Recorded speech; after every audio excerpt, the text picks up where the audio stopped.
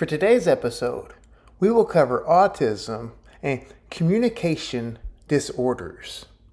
These are a few, 4, 5, or 6 disorders right before the autism section of the DSM-5 TR.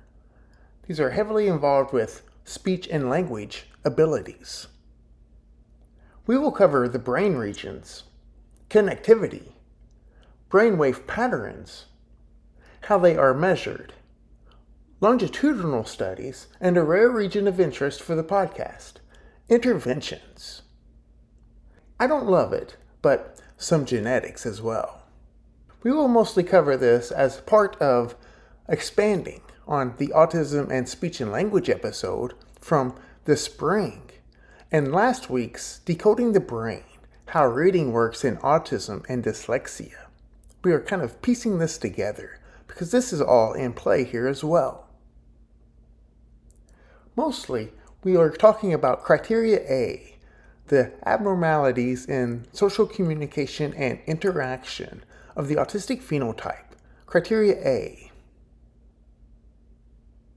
These are things like language abilities, nonverbal communication, starting and stopping conversation, understanding sarcasm, and even maintaining conversational flow. All pretty much challenges for the autistic phenotype. For social or pragmatic communication disorder, this is SCD. This is kind of pragmatic problems. 50 to 70% of individuals with autism show pragmatic deficits that resembles social pragmatic communication disorder. However, these cannot coexist. You should never have a co-diagnosis of autism and social communication disorder, sometimes called pragmatic disorder. Here's a wide range. 4 to 22% experience childhood onset fluency disorder. Now previously, this was just called stuttering. In the DSM-5, they think they're being kind of kind now, I guess. I don't know. Child onset fluency disorder with stuttering highlighted.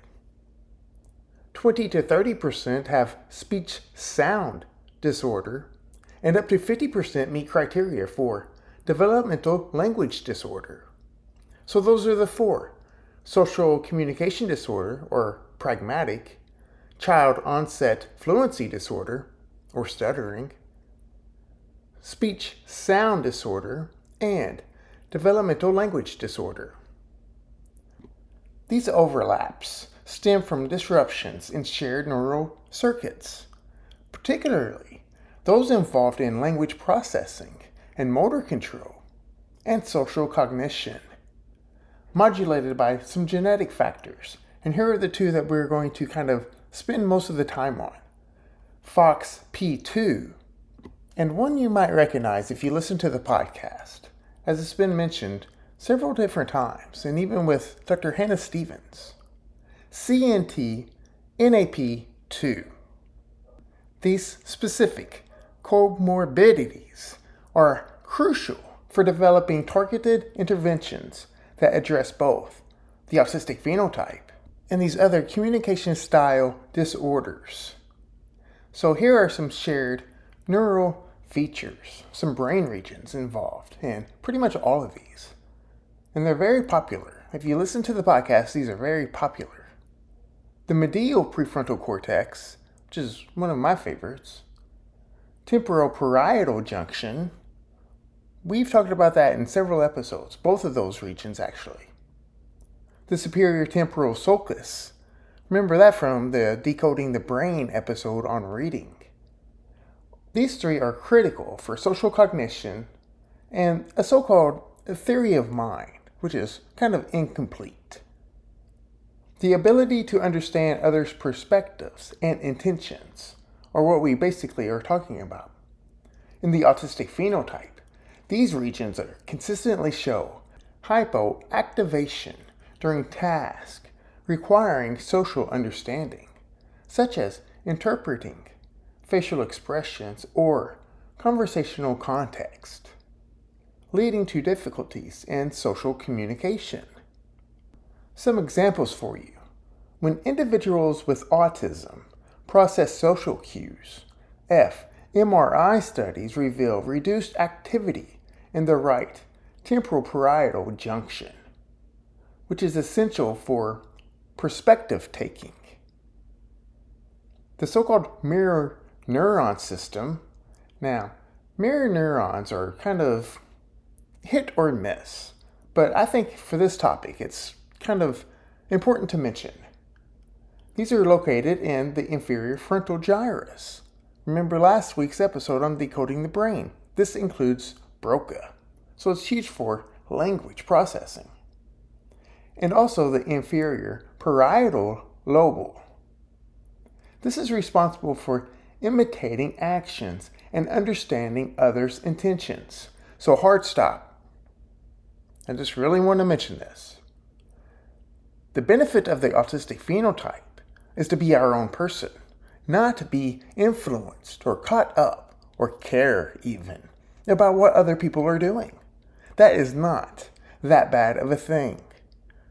Our so-called internal state, remember the definition or translation of autism, is self. It's very entertaining and intense with these imaginations and visual thinking, whereas the outside world is one very chaotic. Remember the sensory processing episodes in those so-called heightened states, hyper, brainwaves, staying in gamma. The outside world is complicated. And most of the time, it's not as interesting, just quite frank. In the autistic phenotype, these so-called mirror neurons exhibit reduced activation during tasks like observing gestures, contributing to deficits in social interaction and communication. The cerebellum is also involved. Remember Dr. Reza Shadmir, particularly in the cerebellum, the vermis. This plays a role in motor coordination and speech porosity, maybe, which is melodic lines of speech, such as the frequency, the intensity, and duration of the spoken word, pitch, volume, pace, and rhythm. Think monotone is not that. The autistic phenotype, there's plenty of impressive data here. And remember our guest, Dr. Shadmir, sharing information here. Such a great episode. He's such a great human being. Shows reduced Purkinje cell density. This is very, very common and leads to atypical speech patterns, such as monotone or irregular porosity. These tongue movements, too. These are reduced. Some shared functional and structural connectivity. The autism phenotype is characterized by disrupted connectivity patterns that affect communication and social processing. Functional connectivity assessed through resting state, fMRI, reveals underconnectivity in long-range networks, such as those linking frontal to temporal regions. Remember, these are extremely distal. We could probably spend every episode talking about distal connections. Even remember Dr. Richard Fry talking about leucovorin. Leucovorin rescues these distal connections. It's one of the things that is helping with the autistic phenotype, especially the nonverbals. This is a very interesting product, and I'm glad it's taking place and getting some highlights here now with the administration saying this should be a treatment option. Leucovorin. See the episode with Dr. Richard Fry from the spring. Those poor distal connections that are underconnected, they have a hard time keeping up with sensory processing and kind of orchestrating different movements and understanding of the social world. Local circuits, such as those within the occipital or temporal regions, often show overconnectivity. Remember, we've talked about this quite in detail with the sensory processing episode and the decoding the brain episode. We won't have to go into this, but that diffusion tensor imaging is wild. The data here are so wild. Remember the arcuate fasciculus. Here's a new one, the superior longitudinal fasciculus, SLF, and this supports social and executive functions. So this is huge here. And also lower fractional anisotropy, again, remember it's measuring water, indicates compromised fiber integrity that correlates with language and social deficits. So there's a new fasciculi. We have many different fasciculi. The arcuate fasciculi, or arcuate fasciculus, is for those speech and language connections. This new superior longitudinal fasciculus, this is so-called connecting executive functioning to language. So it's also including language, mainly in the frontal, parietal, and temporal lobes. Now, if you're a lumper, you will combine the arcuate fasciculi into this superior longitudinal fasciculus. Now, some people say the arcuate is just a part of this SLF. That's a lumper. They lump regions together. If you are a splitter, you will split the arcuate fasciculus and the superior longitudinal fasciculus apart into two distinct fasciculi. So brainwave patterns. Brainwaves measured through EEG and MEG provides insight into the temporal dynamics of neural activity in the autistic phenotype. Temporal, not meaning the temporal lobe, but time, the time component here. Reduced gamma band, 30 Hz to 80 Hz. Is synchrony as a hallmark of autistic phenotype, so a reduced gamma band, and this reflects impaired local processing and sensory integration, particularly in frontal and temporal regions. This reduction is evident during tasks requiring attention to social stimuli, such as processing faces or voices. Once again, the study on 6-week-old humans from UCLA showing that different connection from the salient network. The salient network with these younger autistic subjects in this study. Now, they later tracked them to indicate, yes, autism, no, not autism. The autistic ones had different connections of the salient network. That's insula to the sensory motor compared to the typicals, insula to the frontal cortex. This is all in play here. This is all connected.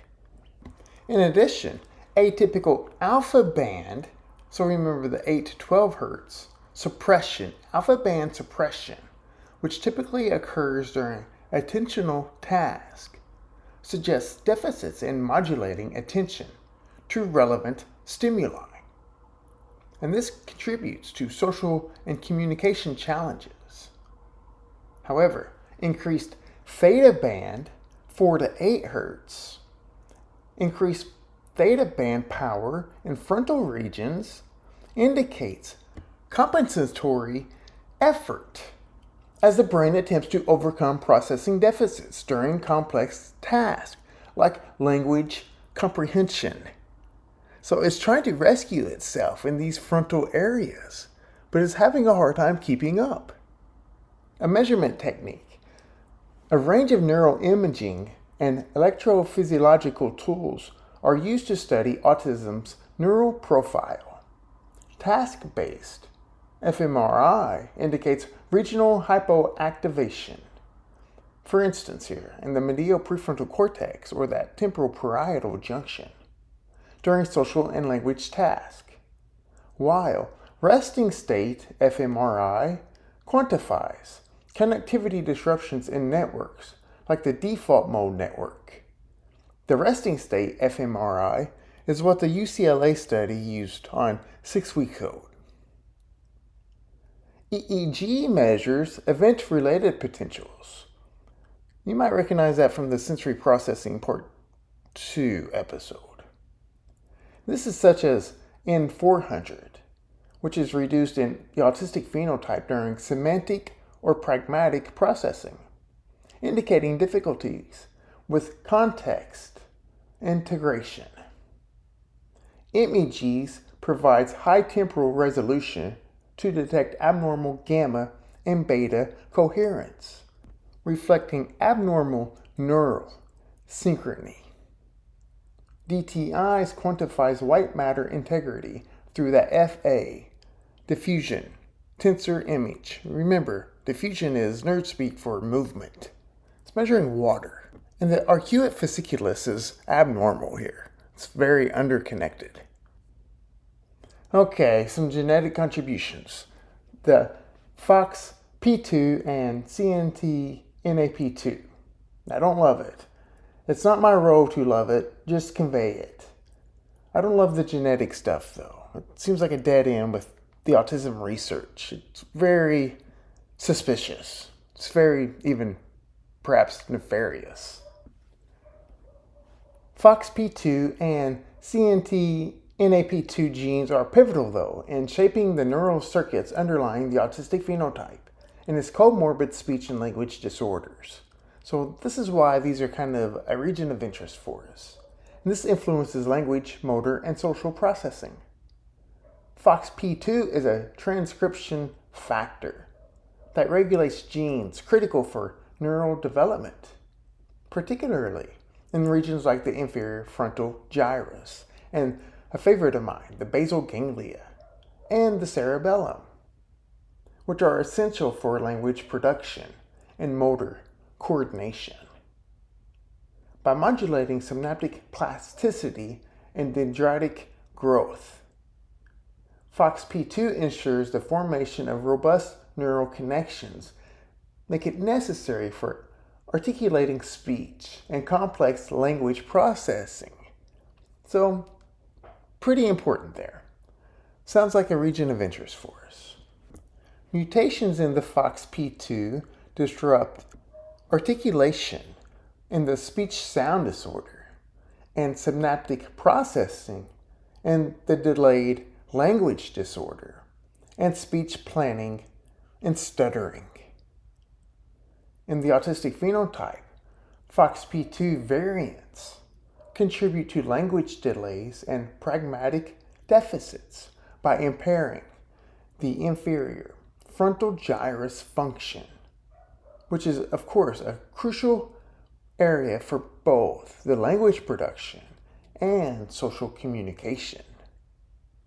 Some longitudinal studies have shown that FOXP2 expression levels correlate with language development trajectories in the autistic phenotype, with lower expression associated with persistent delays in verbal communication.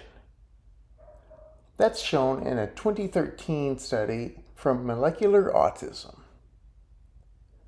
So here's fascinating. This is a very fascinating part here. The FOXP2 regulates downstream genes, like the CNTNAP2. So it's kind of a sequela here. If upstream is abnormal, downstream is going to be abnormal. This is a very big message, constantly repeated across the podcast in many different episodes. Upstream is always the place to go. The CNTNAP2 encodes a neurexin family protein.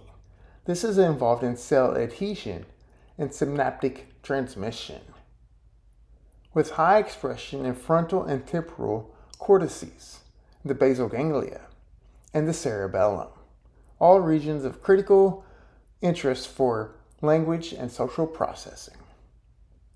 This gene regulates potassium channel clustering and myelination. No surprise. Processes that ensure efficiency and neural communication and connectivity. So the autistic phenotype and social communication disorder, the pragmatic disorder. Now remember, these don't coexist. So some overview here though between the two.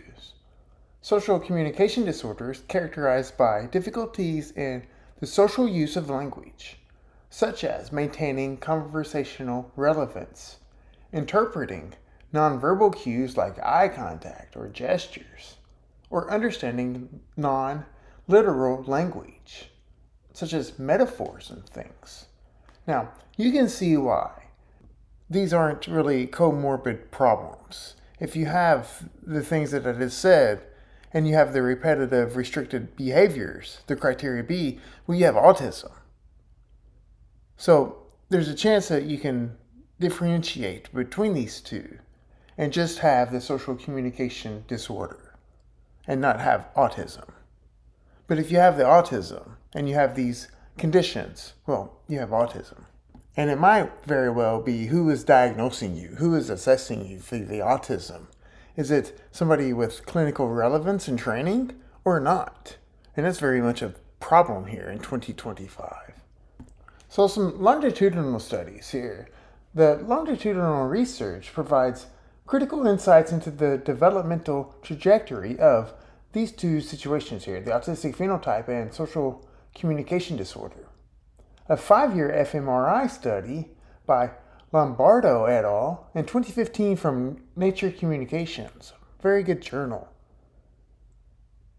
They followed children with autism and found persistent hypoactivation in the medial prefrontal cortex and the temporal parietal junction during tasks requiring pragmatic understanding, such as interpreting irony. Yeah, good luck with that.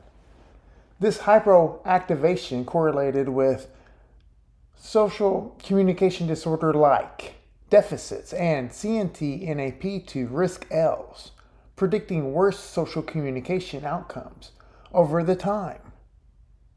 The study also showed slower maturation of the default mode network. Now, if you remember the temporal parietal junction, and if you remember the Autism and Default Mode Network episode, that's probably your connection there.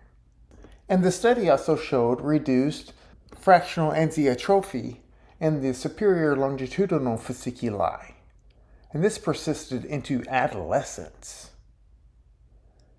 But early social skills interventions, such as structured social training, improved default mode connectivity in some children, suggesting neuroplasticity and the potential for targeted interventions to mitigate deficits. So some personalized interventions, more specifically, will help improve this connectivity between the medial prefrontal cortex and the temporal parietal junction for social skills development. These programs teach explicit social rules, such as how to initiate and maintain conversations. Which, if you want improvement in this area, there are options here. If you want improvement in this area, repetitive transcranial magnetic stimulation targeting the medial prefrontal cortex shows promise in improving social communication by modulating neural activity in social brain regions, with studies reporting improved default mode network coherence in both autistic phenotype and social communication disorders. Experimental CNTNAP2 based therapies, such as, here you go, CRISPR gene editing in animal models, aim to restore synaptic function in social circuits, offering a potential future treatment. This is done by Daniel Gershwin. Daniel Gershwin just received one of the 13 Autism New Initiative funding by the new NIH. Okay. This was done in 2011 in Cell Press, a top journal, Cell Press. These CRISPR gene studies in animal models, and even humans now, I think, is a you pick, you choose. So autism and the childhood onset fluency disorder. In other words, autism and stuttering. This is my childhood.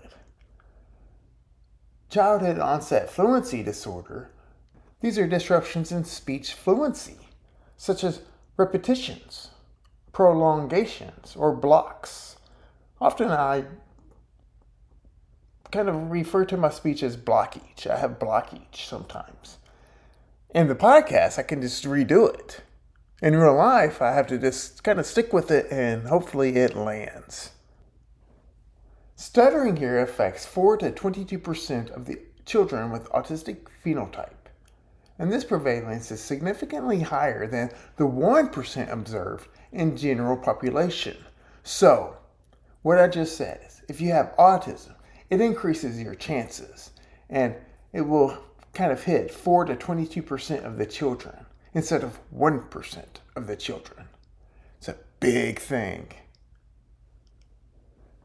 This high comorbid rate reflects shared deficits in motor and language networks, particularly those involved in speech planning and timing, making it very critical to understand the neural overlap for effective intervention. So the basal ganglia here is heavily involved, and this includes the putamen and the caudate. Remember the 4, 5, maybe even 6 episodes from last winter of basal ganglia? The putamen and caudate are the input areas, and there's a high kind of connection with the medial prefrontal cortex and the sensory motor cortex that's kind of above and in the middle of your head. So at the top middle, that's the sensory motor area. So the basal ganglia is involved with the motor timing and coordination. And this is in large part the substantia nigra pars compacta in the midbrain. This is dopamine 1 or excitation and dopamine 2 or inhibition. D1 dopamine is receptors 1 and 5, and those are excitation. D2 dopamine are receptors 2, 3, and 4, and these are inhibition. This is all related to orchestrating timing of motor movements. Remember, the basal ganglia is a go, no-go area. In other words, go and stop. Now, if you think about stuttering, stuttering is go, stop, go, stop, go, stop. Just trying to find a smooth connection here, and it's not happening. fMRI studies show heightened motor planning efforts. I really want to highlight the efforts part. It's trying, it's building up, it's ratcheting, but the go, no-go areas say, okay, no, okay, no, okay, no. And it's kind of disrupted there. Longitudinal studies here, a 10-year longitudinal DTI, diffusion tensor imaging study by Chang et al. In 2019 human brain mapping, followed children with autism and stuttering. They found persistent FA reductions in the arcuate fasciculus, no surprise, and the corticospinal tract. That's new. Also, though, loaded with water, that's water, which correlated with stuttering severity. Some personalized interventions here are targeting the basal ganglia and the motor circuits to improve fluency. Repetition, or repetitive transcranial magnetic stimulation, or RTMS, target the putamen. This modulates dopamine signaling. Reduce stuttering severity with preliminary success in autism and stuttering. Now remember the Dr. Hannah Stevens episode, and she talked about, she has a paper which led me to her, about the high density of dendrites in the dorsal striatum in the autistic phenotype. There's no pruning. It's just very dense here. Autism really highlights and increases the risk of stuttering problems. I think over time, practice and so forth, just having the chance for our connections and brains to kind of clean up and clear out these deficits help. So over time, hopefully you have some improvements in stuttering. That intense blockage, you can feel it. You can feel it in your neck even, in the back of the head. You can just feel that blockage. Okay, autism and speech sound disorder. This is a thing, speech sound disorder. This involves difficulties with producing speech sounds accurately, leading to an articulation or phonological error. This involves Broca's area, or the left inferior frontal gyrus, and the superior temporal gyrus. Remember last time with the decoding the brain and reading.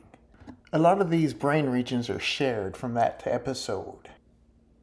Longitudinal studies, a 7-year longitudinal fMRI study by Redclay et al., 2018 Developmental Cognitive Neuroscience, followed children with autism and speech sound disorder, finding persistent hypoactivation in the inferior frontal gyrus and the superior temporal gyrus during articulation task. This is correlating with speech sound errors.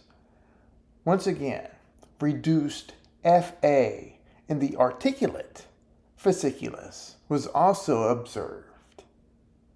And these variants in the FOXP2 and CNTNAP variants predicted poorer outcomes with speech therapy. However, early speech therapy initiated before the age of 6 improved FA in the arcuate fasciculus and articulation accuracy in some children, highlighting the potential for early intervention to enhance neural connectivity and speech outcomes. Most autistics are hopefully getting some sort of speech therapy. I remember in the 1980s getting some, and this is even rare in the 1980s. The small group reading interventions. Remember a previous episode, I was put in small groups in the 1980s, elementary school. And the groups are like maybe 4 or 5, with Miss Blasey was the teacher's aide. I was the slowest of the slow. A so-called task-based fMRI reveals reduced inferior frontal gyrus and superior temporal gyrus activation during articulating task, while resting state fMRI confirms auditory, motor, underconnectivity. EEG measures the P1, N1, P2 complex, which is reduced in response to speech sounds. This indicates impaired auditory processing. We'll have a future episode on autism and auditory processing. MEGs detect decreased gamma band power in the superior temporal gyrus during speech perception task, and DTI quantifies lower FA in the arcuate fasciculus. This was shown way back in 2003 in Annuals of New York Academy of Sciences by Ledlow and Laux. There's a specific articulation-focused therapy called prompts for restructuring oral, muscular, photonic targets, or PROMPT for short. This is tailored to autistic phenotype sensory sensitivities and improves the inferior frontal gyrus, superior temporal gyrus connectivity. And this is shown through post-intervention fMRIs. This is highlighted in Morgan et al. In 2018 of Journal of Speech, Language, and Hearing Research. So PROMPT. And these therapies use tactile cues to guide articulation movements and enhancing speech accuracy. RTMS targeting the left inferior frontal gyrus enhances phonological processing by stimulating neural activity in language areas, with preliminary successes in the autistic phenotype and speech sound disorders. EEG-based neural feedback targets gamma band power in the superior temporal gyrus improves speech sound perception by training the brain to enhance auditory processing. That kind of sounds complicated, but it is an option. So, the autistic phenotype and speech sound disorders kind of highlight articulation errors. Okay, and lastly, autism and developmental language disorder, DLD. DLD is characterized by persistent difficulties in language comprehension or production, affecting vocabulary, grammar, or discourse. And this affects up to 50% of children with autism. This high comorbidity rate reflects significant overlap in language networks, making it a critical area for understanding communication challenges in the autistic phenotype. Some neural networks include dysfunction in the Broca's area and Wernicke's area. This is critical for syntax and language comprehension. The dorsolateral prefrontal cortex is also affected here, impairing executive aspects of language, such as planning complex sentences. Cerebellar abnormalities in both disorders disrupt porosity and language timing, contributing to atypical speech patterns.